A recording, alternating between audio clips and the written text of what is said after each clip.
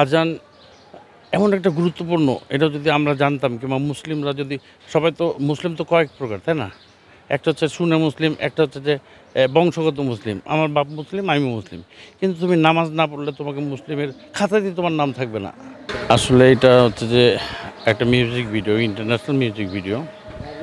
এটা Indian company, একটা company আছে টি সিরিজ, ওদের ব্যানারে তৈরি হচ্ছে। গানটা হচ্ছে যে বাংলাদেশের শিল্পী এবং পাকিস্তানি শিল্পী মিলিয়ে গিয়েছেন। পাকিস্তানি ছেলে শিল্পীটার নাম হচ্ছে রাজা কাসেফ, আর মেয়েটা হচ্ছে বাংলাদেশি, নাম হচ্ছে যে কী জানি, রুবাইদা, রাইট? হ্যাঁ, রুবাইদা।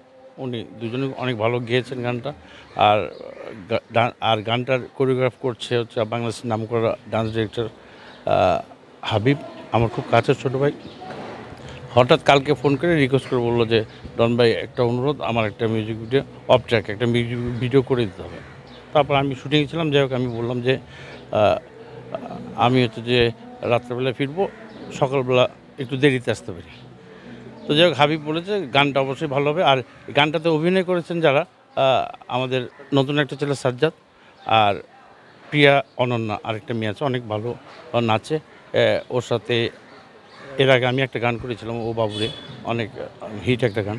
যাই হোক, এই গানটা আশা করি ভালো হবে, আপনারা দেখবেন এই গানটা। আর সবার জন্য দোয়া করবেন, আপনারা ভালো থাকবেন।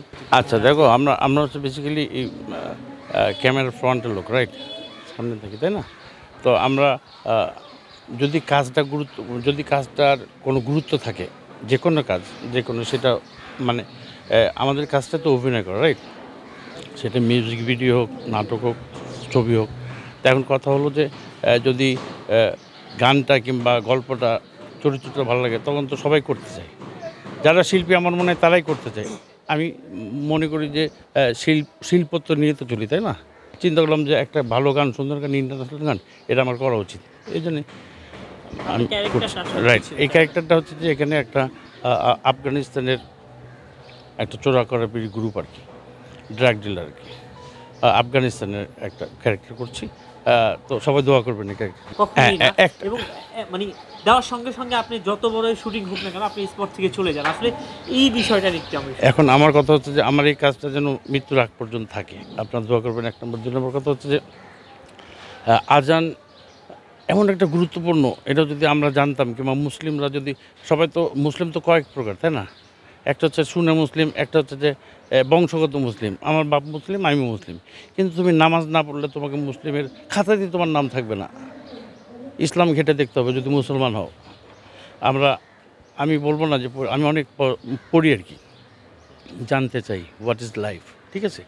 আমার কথা হচ্ছে যে আজান যে কী গুরুত্বপূর্ণ একটা জিনিস, এটা আমি যে কোনো হুজুরে জিজ্ঞেস করো তোমরা, বুঝছো যে আজানের গুরুত্বটা কী। আজানের সময় কোরআন পড়া নিষেধ করে দিছে, আর আমরা তো কথা বলি, রাইট? তুমি কোনো হুজুরকে জিজ্ঞেস করবা, আজানের সময় কোরআন পড়াও নিষেধ করে দিচ্ছে, তাহলে আজানটা কতটুকু গুরুত্বপূর্ণ, তাই না? এই জন্য আমি বললাম যে আমি যদি তোমরা নাও শুনতে, কথা বলতে, আমি মানা করতাম না, কারণ আমি আল্লাহ পাককে বলতে পারবো যে আল্লাহ, আমি বাধা দিয়েছিলাম কিন্তু পারিনি। ভাই